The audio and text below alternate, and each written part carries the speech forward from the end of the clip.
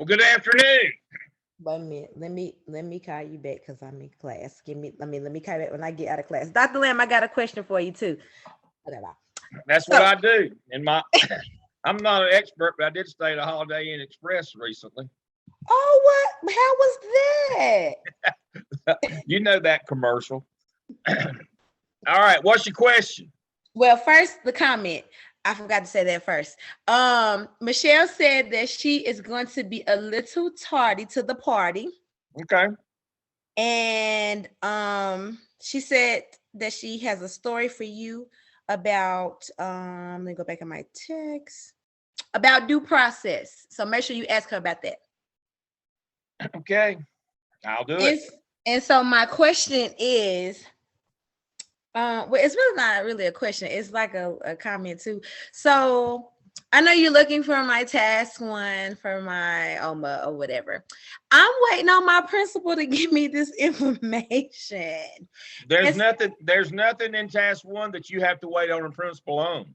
I'm talking about that advanced. You can look that up online. It's I available thought you online. needed the report for the specific school. I do, but I need it just to talk about the community. All I need to know, you can Google this to add, whatever community your school is in. Which community is your school in Gaston County? Community like what? A rich community? Are you in Cramerton? Are you Yes. in Gastonia? Are you in Dallas? Are I'm you in in Stanley? Cramerton. You're in Cramerton. Well, what's the average income? What's the average education? What's the history of the school? All that stuff matters when you're scheduling a school. What your client system is, average education, what the parents want, what the kids need. All those kinds of things. You're just looking for background information from advanced ed is all you're looking for. Okay, so I'm external context. Okay. And I can have that in 3 or 4 minutes. Okay, well I'll turn. And I'm old and I can work a computer. And retired. Old, retired, and tired. Must be nice to be retired. No, I'm not. Well, we're, Steve and I are retired from the school system, but I'm not retired. I do show up. I've already put in about 16 hours at Gardner Webb this week. Of course, I was mostly sleeping and eating, as you can tell, but I was there. I wasn't doing a lot, but I showed up. If you need something, hold something down or set on something that might fly away, I'm your man. I was there today.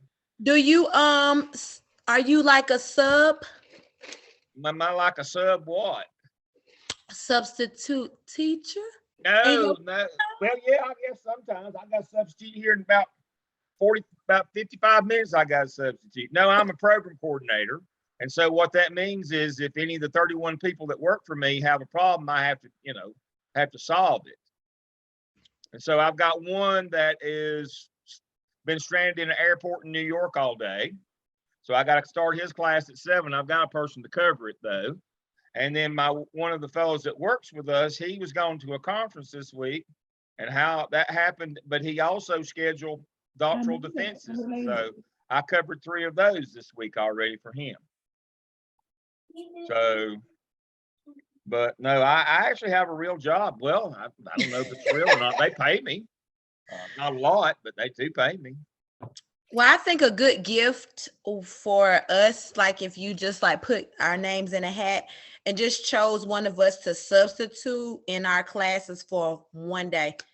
And that would like kind of give us like a mental health day. And then we could dedicate the day to this class. Well, and I don't know about me, but I'm quite sure that Dr. Laws could not pass the background check to get to be a substitute in Gaston County. They know him there. They might take me. And he lives down the street and still don't come to my school. I'm just listening to the conversation. I'll tell you one thing, Shantae, you said it must be nice to be retired, and it is. And my statement is, would you give up 30 years of your life to be retired?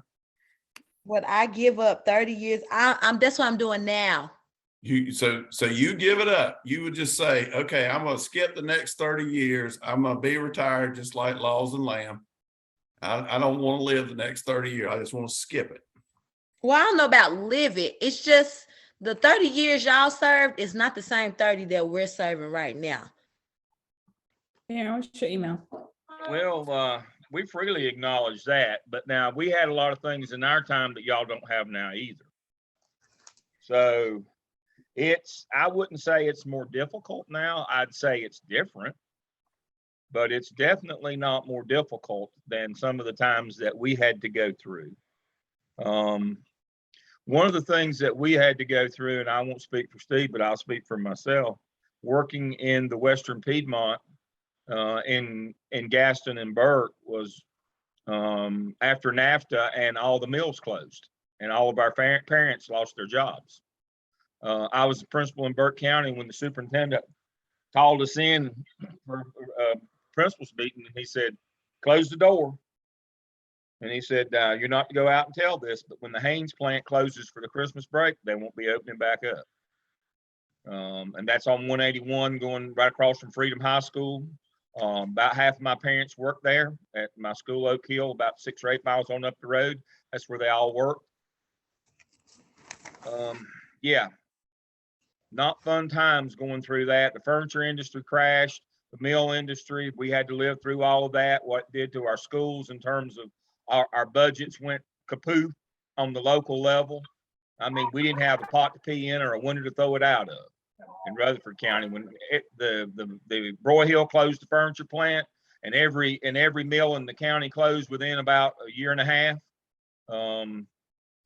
And 87% of the people in the county either worked in furniture or textiles, and they were unemployed overnight. The school budget just zeroed out.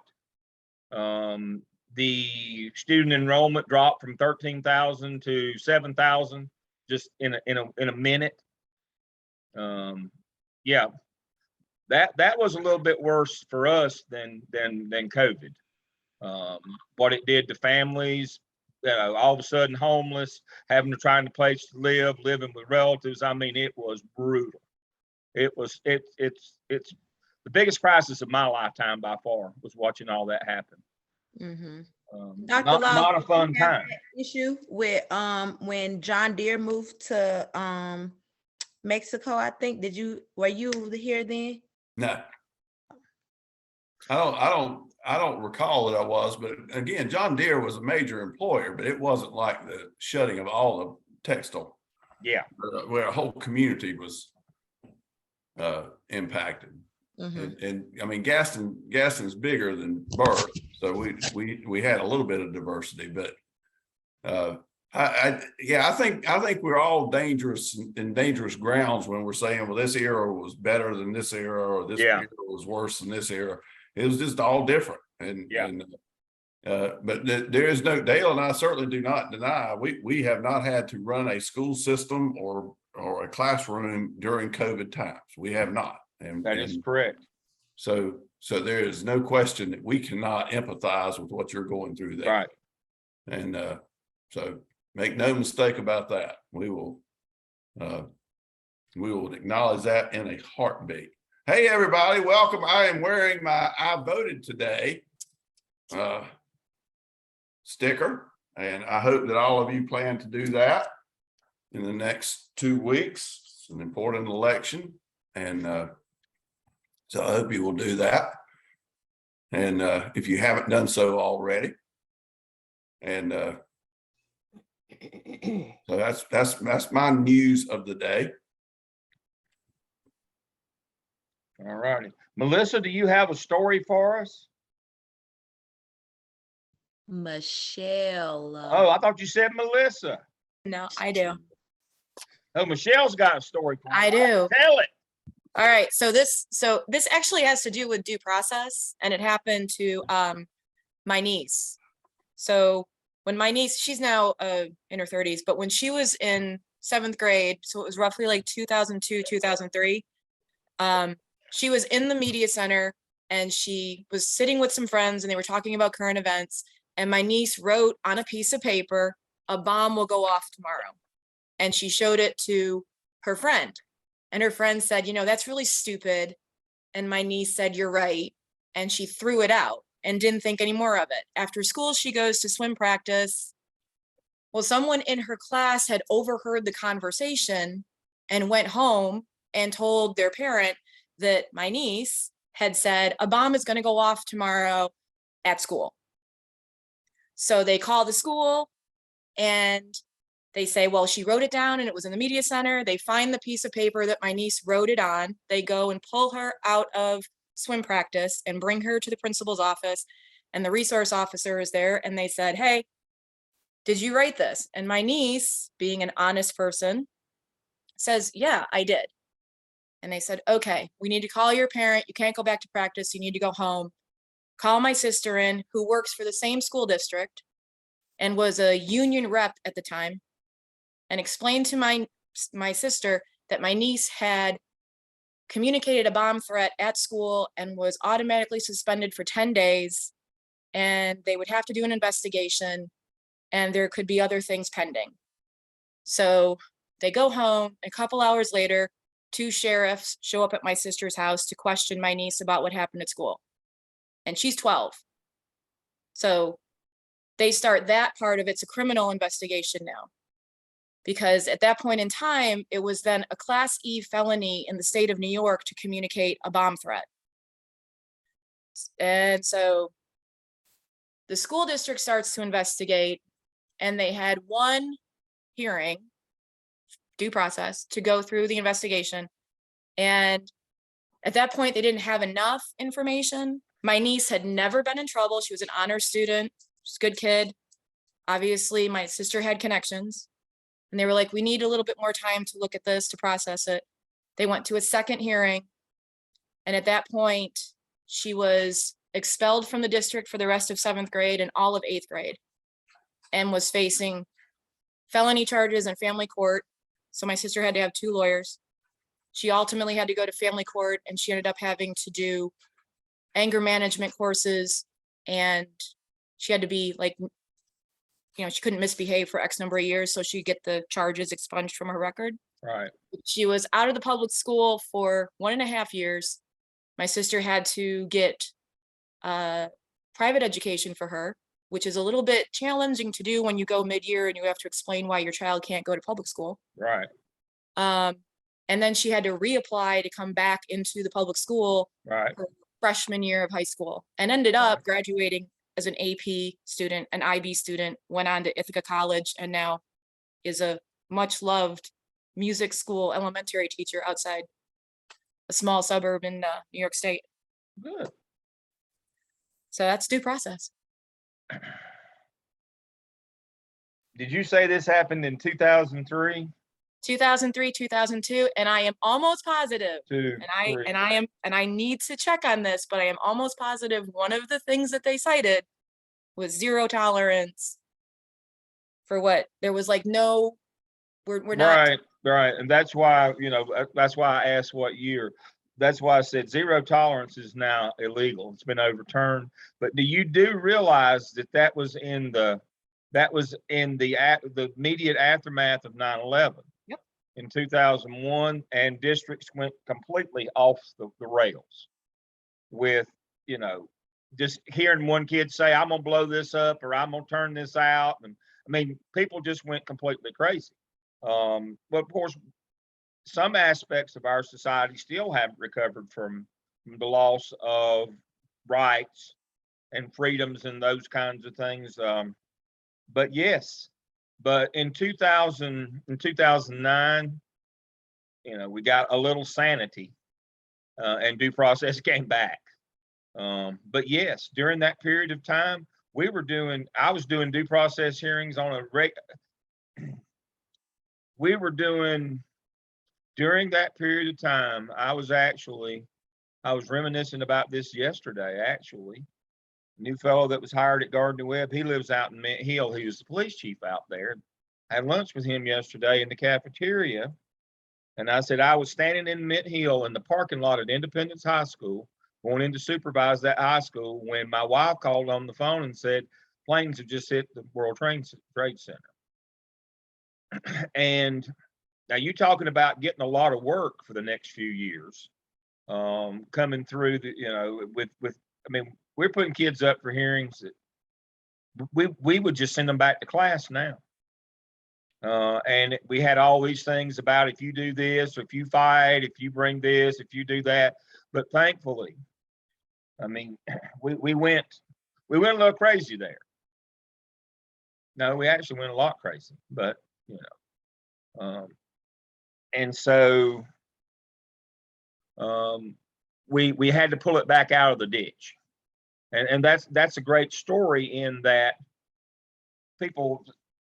school administrators, some of them will argue that it takes too much time to process discipline now that we have due process rights.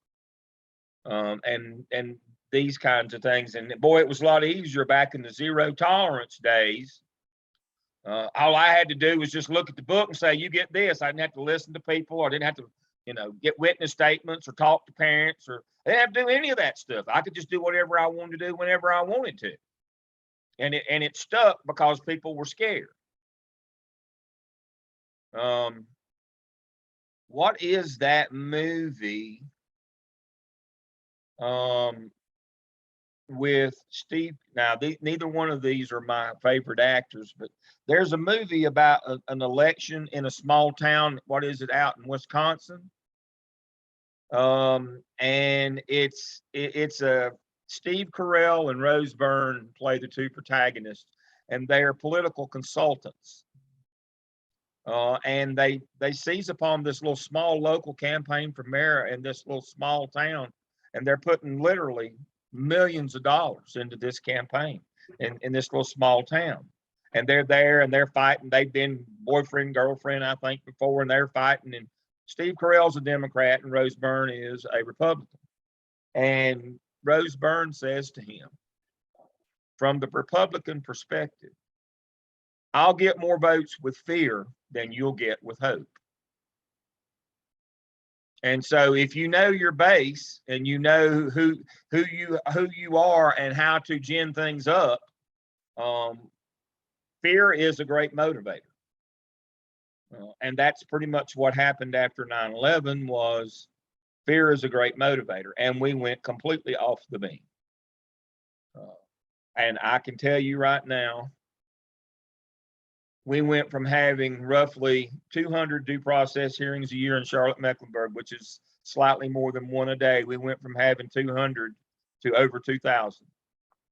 Let me say that again, to over 2,000. I had to have 7 people doing hearings full time, due process hearing. We went crazy. Had 7 people full time doing due process hearing. Just completely nuts. So that's one of the questions that you have, and thank you, Michelle, for sharing that story, is about talk to your assistant principal or the person at your school who processes discipline. And my retort back to you is what you're supposed to be figuring out is it takes a lot of time if you do it right and you do it equitably and you don't harm kids in the process. It takes a lot of time. This is not next, just like running them through the line, folks. You got to resist that. And if you're having so many incidents that's the only way that you can process them, then you got to figure out how to get the incidents down. You got to start looking at antecedent behaviors. What are antecedent behaviors? Well, just so happens I have a PowerPoint.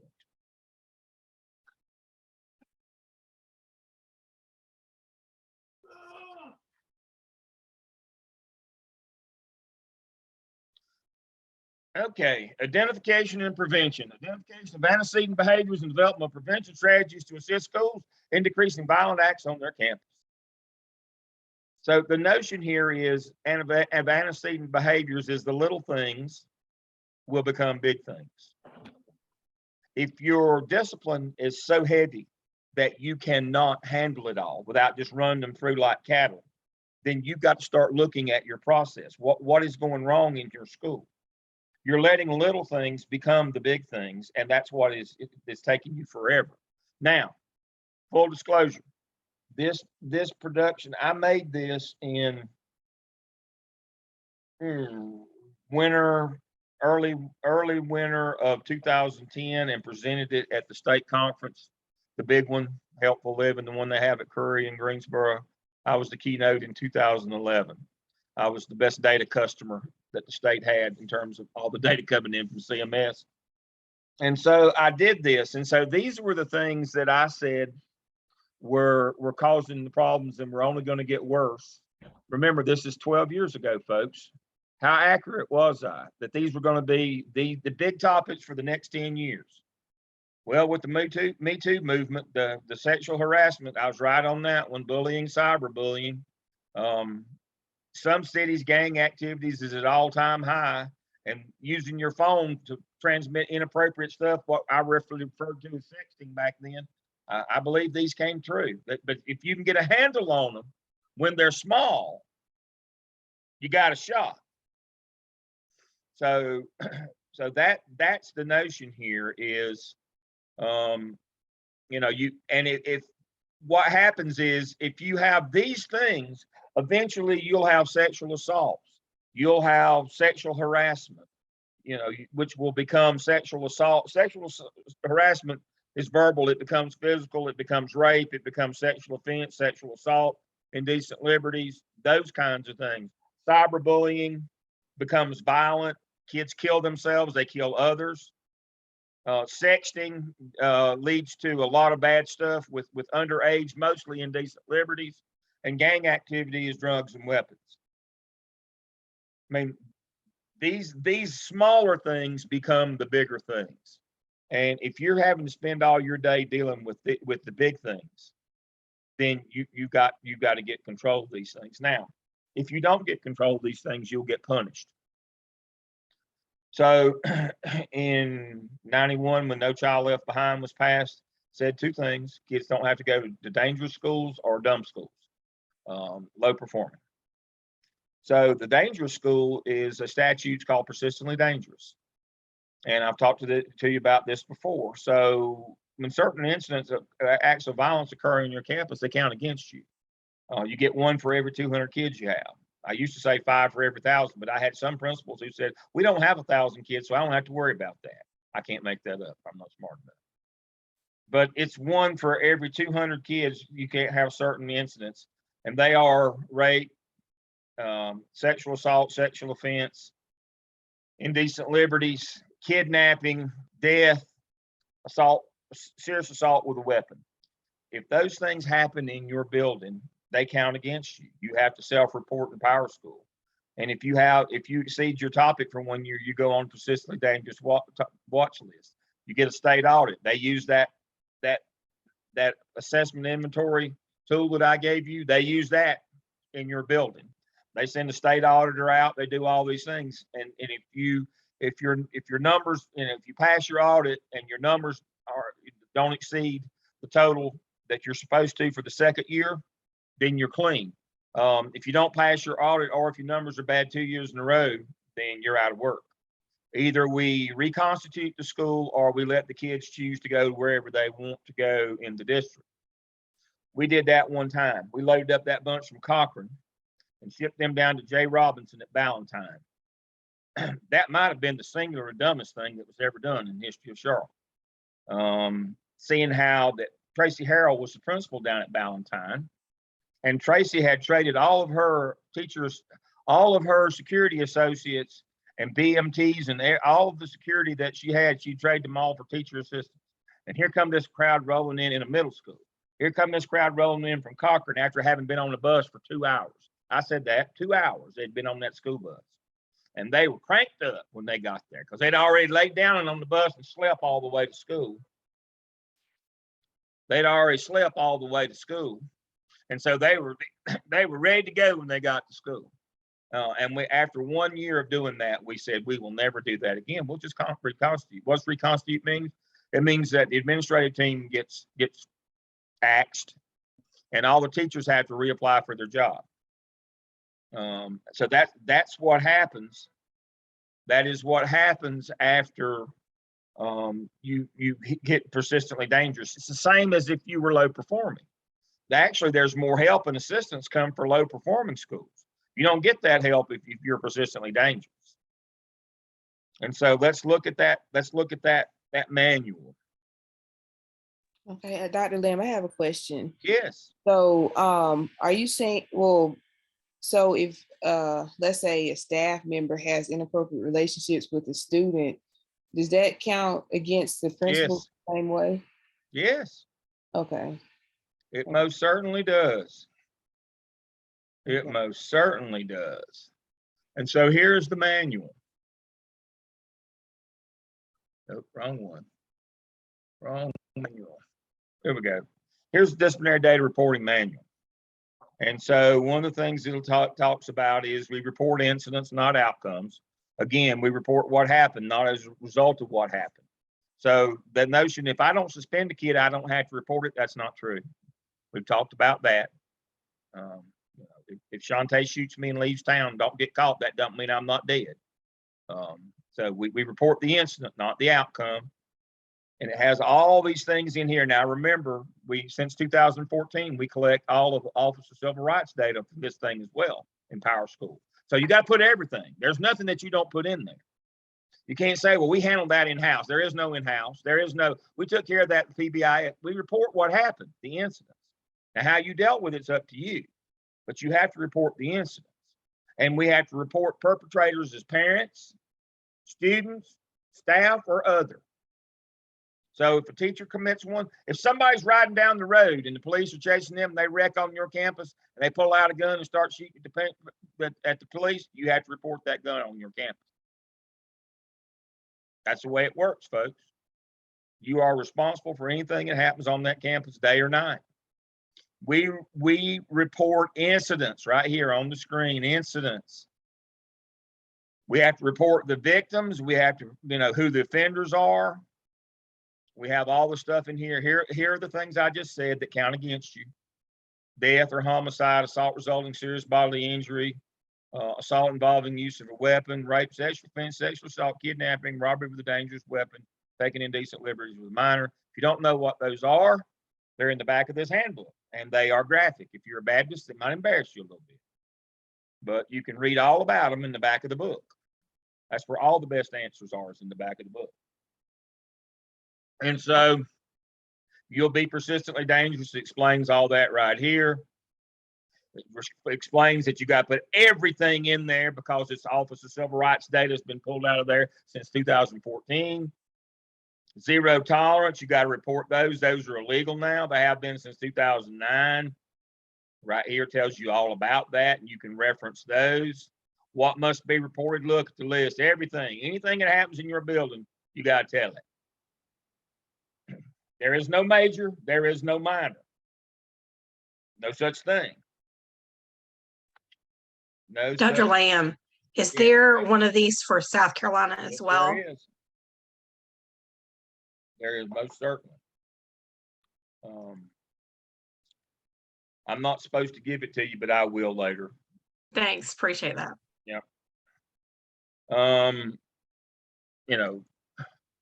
Regardless of who determines the data or who enters the data, the principal is ultimately responsible for disciplinary data.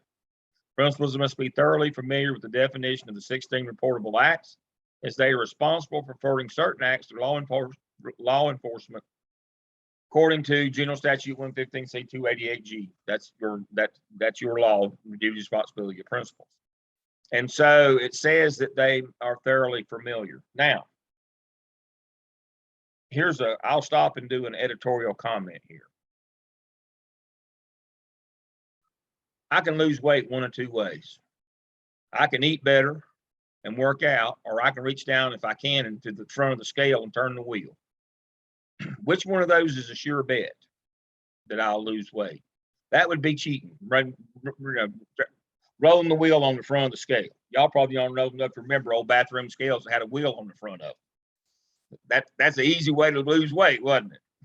Well, as I said, we went kind of crazy after 9/11. We threw riots out. We started zero tolerance from the kids. I mean, it just got, it was just like a revolving door. And the numbers just kept getting bigger and bigger and bigger and bigger and bigger. And we got more and more and more and more and more concerned with all these numbers, these suspensions, all this discipline. What are we going to do? What are we going to do? We can't go out in public and tell the public that we're going to start letting kids off the hook. And you know how this business about law and order, if you listen to certain news outlets now, you think the whole world's burning, that it's just a crime wave across the world. And you can't go out and say, start letting kids off or, start doing the right thing. So what happened is, about the time that we had to start doing civil rights reporting, we used to do it separately. And so you could cook the books a little bit, then you had to have to start reporting everything. Power school, we got problems here. So if you go back during that era, what I just read you also said, failure to report or underreporting is a class 1 misdemeanor that you would not only be charged criminally, but you would automatically lose your license as a school administrator. It said it right in the book. If you cheat or underreport, it's going to cost you your license, your job, may cost you your liberty. They took that out in 2014.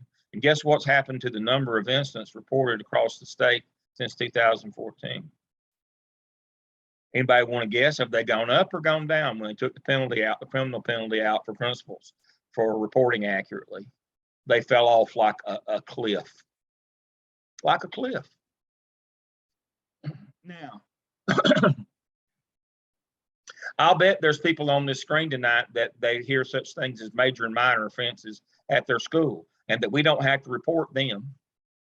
That's not true. Because now you can kind of make it up because there isn't any real penalty if you get caught, other than the public embarrassment of getting caught. The state has removed all the penalties for having, for cheating and underreporting and those kinds of things. But my point in saying all that is this: if you do that, if you engage in that behavior, that's up to you. But I'm going to tell you, that means the little things are going to become the big things. And it gets to the point where you have to cover up more and more and more and worse things. You're better off to deal with the little things, and ever how the numbers come out, the numbers come out. But if you ignore them, if you hide them, and you don't report them, they get progressively worse. And then you get in a situation like at Butler High School where they covered up a rape. But they felt compelled to because he hadn't actually, the first 2 sexual offenses that he committed weren't technically rape. And so, but they had to keep on covering up more and more and more things. And they would have covered that one up, except a civilian saw it. The person that was there working on the ball field saw what was going on and reported it to the police. But it becomes a slippery slope, folks. If this, then that. And it gets worse and worse and worse. So the manual tells you what you got to do. It's up to you whether you follow the manual or not. But I can tell you right now, it'll make your school a much worse place if you don't.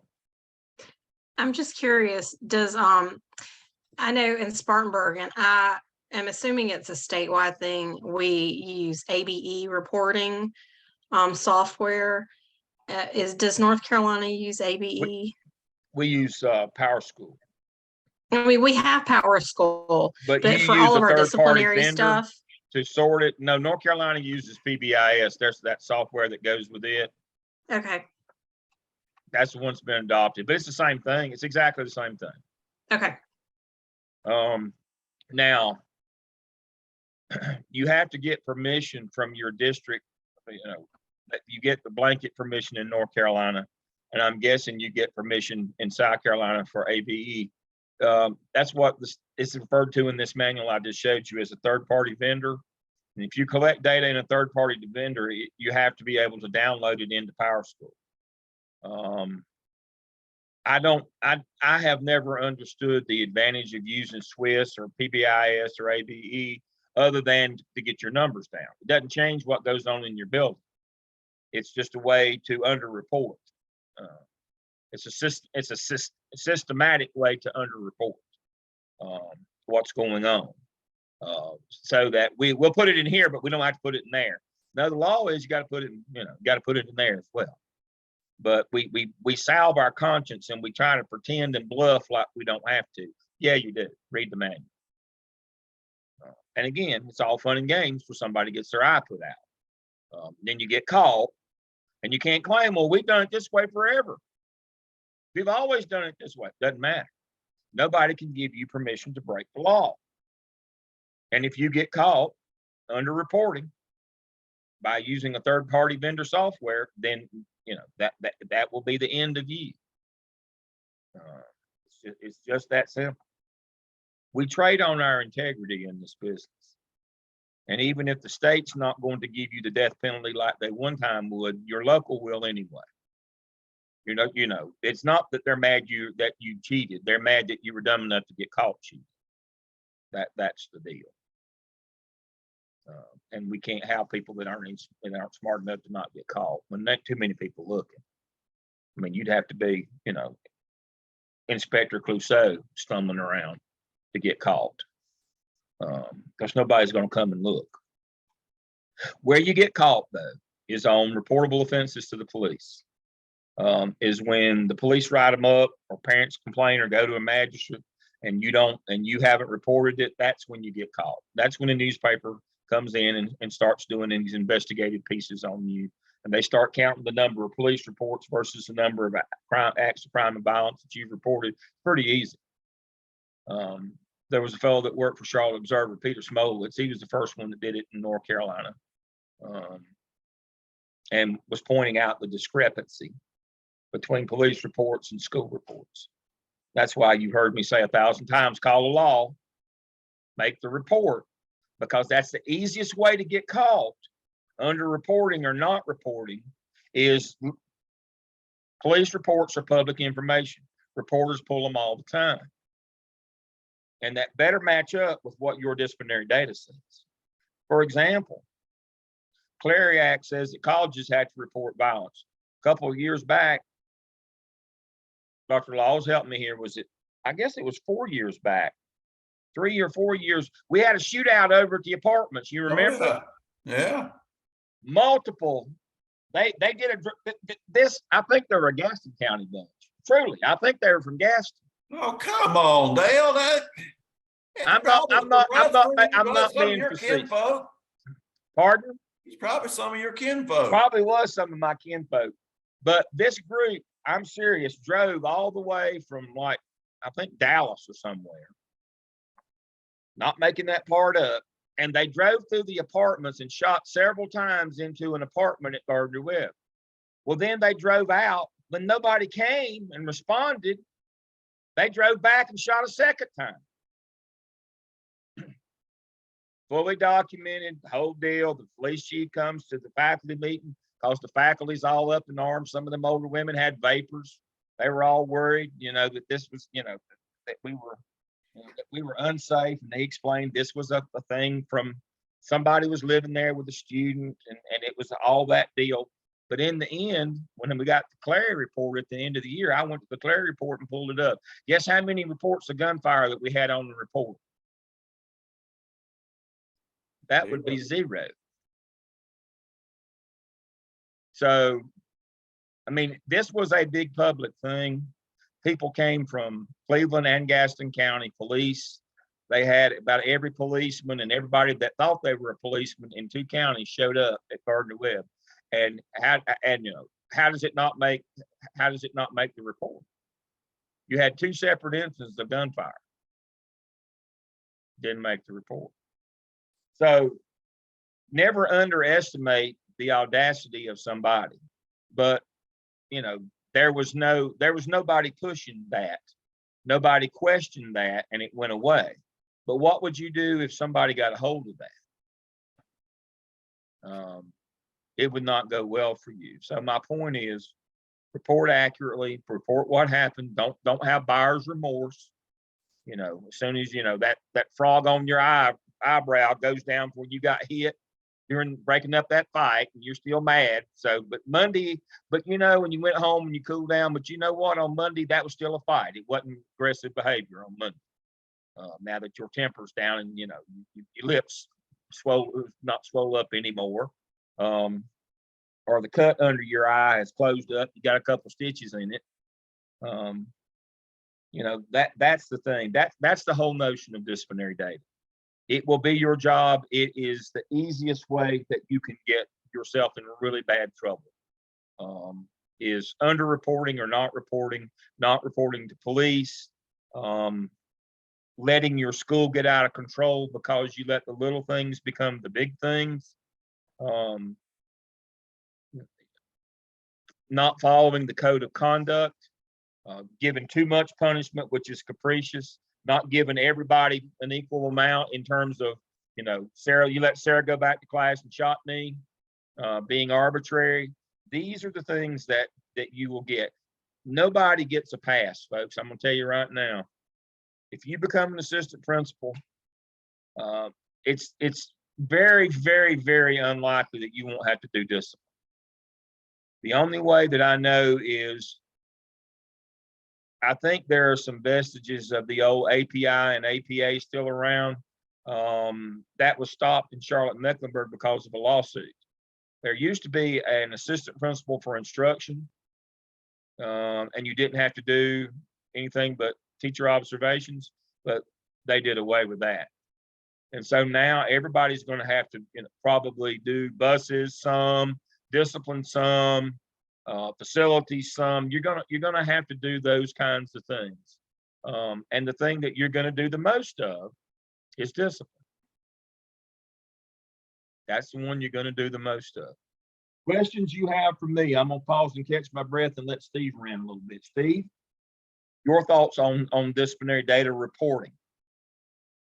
First of all, I want everybody to know that Dale had 2 defenses today, and he was not able to talk during those. And so you're paying the price for this. I think all of you will recall last Tuesday, he said, and I'm paraphrasing, not quoting, "You folks are quiet tonight. You're going to have to talk more next week." I just want to remind you that that's what he said last week. And so I'll try next week, so you'll know. If you'll come back to us next Tuesday, I will do my very best to have Dale kind of presented out during the day to give you more of a chance to talk with me. And then we do look forward to it. Dale gets on these rants, and they're meaningful rants, because I think that the other angle on this is that when we present a facade of how schools are doing, whether it's discipline data or performance data, academic performance data, or otherwise, it comes back to bite us tenfold. And once somebody realizes that they have been at best lied to, they come back with viciousness, and we never gain our credibility back from that. So there is the legal end of it. Yes, the legal aspect that principals have to report incidents, period. But there's the other piece of the old thing that our mothers told us of, your lies will find you out, and they always do. And so it's just better to get it out in the open and own up to it and take care of it. Typically, it's what somebody else did anyway. It's not what you did. So just take care of it and move on. I think parents want to know, not is there a chance something bad happens at school? They want to know you're going to take care of it. And that's what we do as administrators. We take care of problems, period. And if we take care of the problem, then you gain the trust of those that you're taking care of there.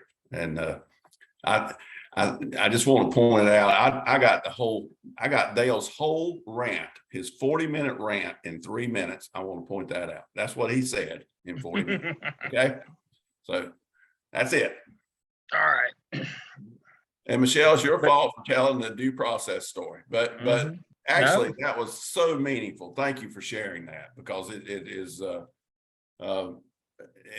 that is real time story from back then, where zero tolerance came in. Dale and I can tell you, we really could keep you the rest of the night telling you zero tolerance stories, and that was was and is and forever will be the stupidest thing ever when you say zero tolerance. It's just absolutely boggles my mind that we got suckered into that, and Yes. it was a mess. And so someday I'll tell you my best one. I thought I was going to get fired as a superintendent right away with a zero tolerance thing, because I just went ballistic. But anyway, but they kept me, so thankful for that. All right, Dale, what are we doing next? All right, we're going to talk about this. This is one of those things. When Jessica asked me early on, do you have to report things that the faculty does? Absolutely. If they do bad things, sexual assault, if they, whatever they do. Now, there's also a separate reporting function for when you do dumb things that are illegal things as well. And so we've all heard the stories about tying the kid to the radiator, putting them in a closet, doing all those kinds of things. That's a separate category of stupid that has to be reported separately. So here's that part in the manual. Now, this is the one you got to be real careful with about in elementary school, that teachers do dumb things. So you have to report uses of seclusion and restraint, because especially in rural districts, don't agree with the notion that you shouldn't be able to paddle kids, do corporal punishment. And so they have gotten a habit of, you see one in the newspaper every now and then, they chain a kid to the radiator, they put him in the closet, or you have to report those as well. So here, adversive procedure, physical restraint, mechanical restraint, seclusion, mechanical restraint, staff only, physical restraint, seclusion. These are for adults. Do not use these for offenses committed by students. These are for adults. Authority figures only. So you have to report those, reporting action. You have to have a bullying plan, report to law enforcement. Let me see. It already passed bullying. You have to report bullying. You have to deal with cyberbullying. All your federal agents, your statutes are here. I'm trying to get over here. It gives you some guidelines, alternative placements. Okay. Right here, this goes back to the original question from Jessica. Offender type: student from this school, teacher, staff, administrator, parent, caregiver, or relative, student from another school, non-student, non-staff, other professional, non-professional, other unidentified offender, and volunteer.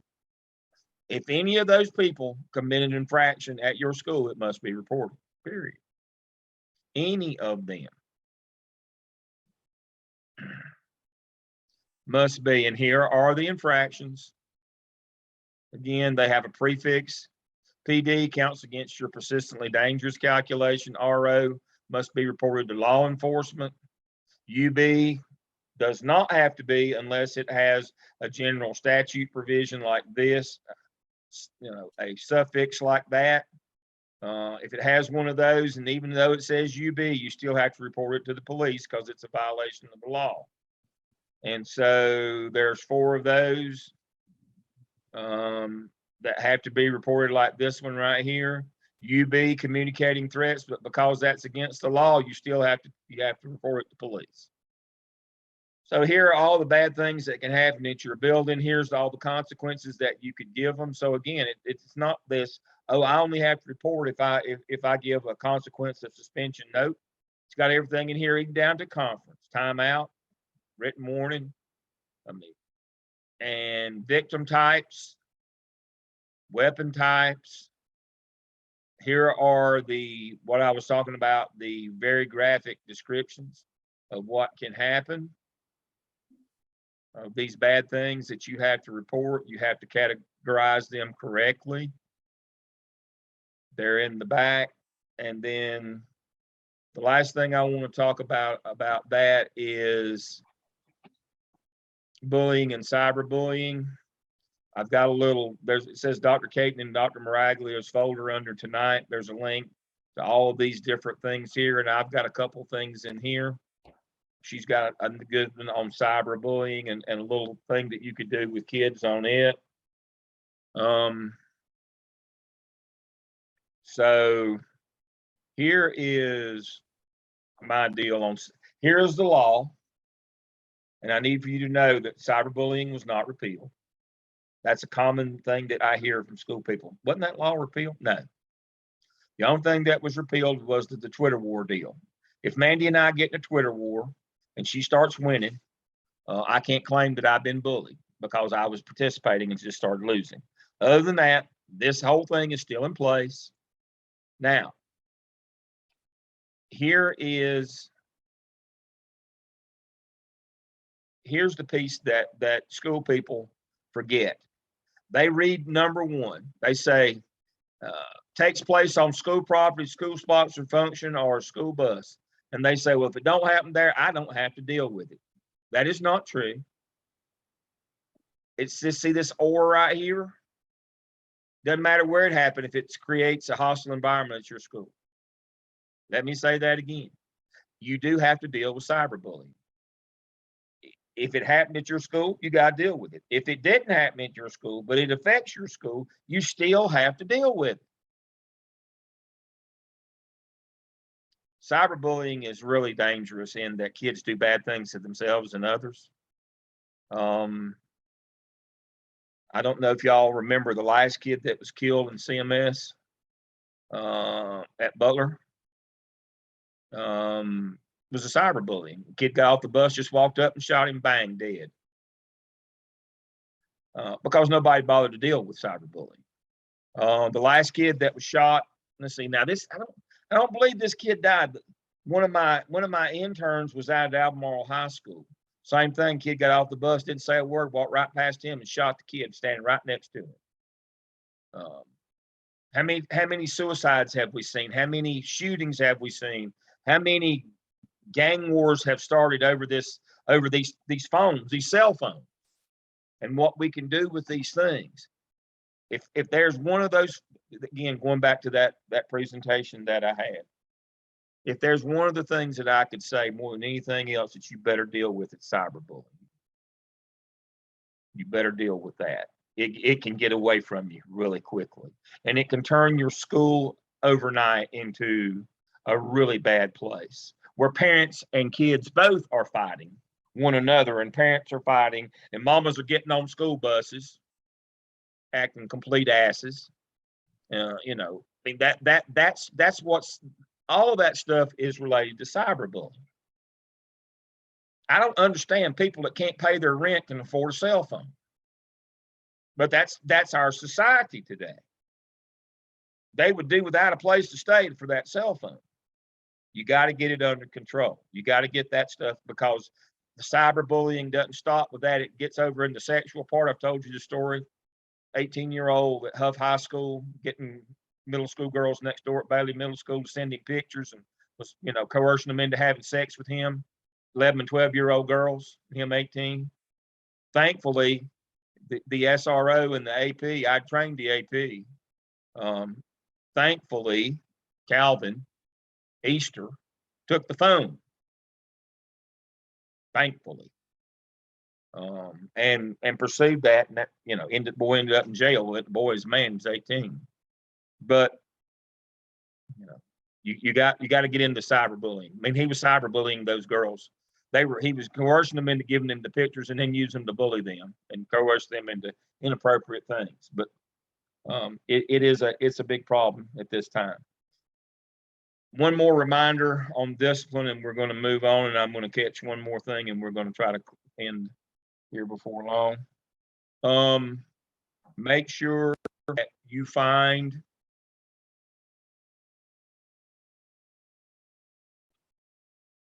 if your district, I can't show you a Power School one because it's confidential. If your district has a manual on how to report in Power School, you need to be privy to that, or if they wait till you get the job and train you.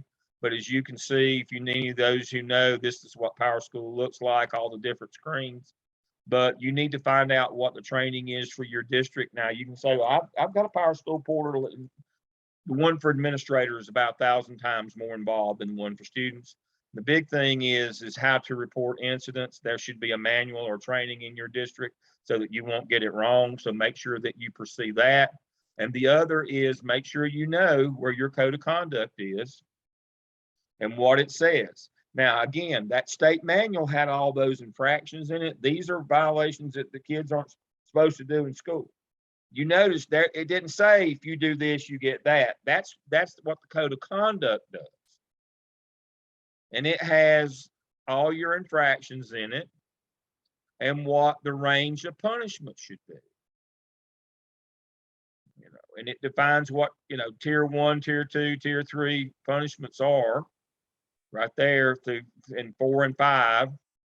And then it tells you, what your range is for all these different things. So for cheating an honor code violation, this is going to come in helpful in your first case study. You know, the maximum that you can do to a kid in Charlotte-Mecklenburg is 1 day of in-school suspension. 1 day of ISS is the most you can do. The teacher failed him for the year in one of those zero tolerance deals. And that's exactly what Michelle was talking about today. Under that zero tolerance, you mean you're just out. And that's what the teacher did to that kid. That is. All right, I want to follow up on one thing from last week. Can I ask a question, Dr. Lam? Yes. So I know it's all about the most vulnerable, which are the students, but due process for staff. I know you touched briefly on it last week, but I don't hear much spoken about apart from saying check the handbook, check the handbook, check the handbook. In schools, I don't hear much discussion about due process as it relates to even cyberbullying for staff members or sexual harassment for staff members. It's like it's just brushed under the carpet. No, it's the same for everybody. You can't allow an environment where people are victims, either students or staff, and it's against the law. If you read all those statutes, it's just as against the law to do it to staff as it does to other kids. And if your administration expects you just to ignore that stuff, then you need to file complaints. I mean, that one is personal to me. I'll just tell you right now, I get fired up with that one because you know, my wife talked for 30 years. And I wouldn't, you know, I'd still probably be in jail if somebody done something and put their hands on her. School is not a place for a safe haven for criminality, and teachers have a lot of responsibilities, and I'm hard on them, and I want them to do better. But also, you know, you need to be a fiery protector of teachers and the people in your building. And kids cannot make them punching bags, cannot make them sexual targets, cannot be bullying them. Oh, that would not go well. That is not, the issue is not that there isn't protections in place. The issue is you have cowardly administration that don't want to tell parents your child is not perfect and they have to do better. And I'm not going to let them do this to the staff at this school. I have a personal experience that I encountered a few years ago when I was in the middle school. And Michelle might attest to this because she was there when I was there. And a student stepped up to me and physically assaulted me. And yes, right there and then start going through the steps in the handbook. And I was told by administration that pretty much I had no right. And nothing happened. It was swept under the carpet. How I got something to happen in the sense that for the child to be removed from my room because it became a threat to me now because she started making threats. I had to take it on myself to write an email, contact the parents and say, I don't feel safe and I will follow all the protocols if I have to, if the child keeps doing what they're doing. And again, I was called into a meeting for that. Like I didn't have the right to speak on that. I should have never spoken to the parent about the fact that I will take legal actions if I have to. Why? It was a whole. Well, that's shebang. exactly what I was talking about is we have administrators who cheat. And that's how they cheat. They intimidate their, don't you be bringing the discipline down here, whether they're victimizing you or somebody else. They intimidate, they bully teachers not to do the things that they're supposed to do to try to keep their numbers down rather than actually doing their job. And it becomes, schools become slaughterhouses because of that. I mean, it's all a culture here.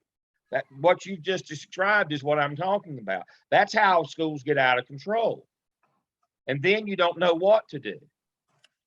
Yep.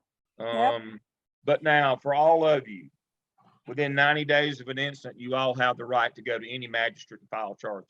If the school system won't hear you, go to the magistrate in your community and file charges that way. They'll have to listen to you then. All right, I'm going to have to take a quick break for about 2 minutes, and I'll be right back. As I said, I've got an instructor stranded in an airport, and I've got to start his class, and I've got somebody teaching it. I'll be right back. Okay, let me see. So we're going to take a 2-minute break, and then we're also going to bet that he's back in 2 minutes. How many of you think he will be back in 2 minutes, since he is going to start that class? Anybody think he'll be back in 2 minutes?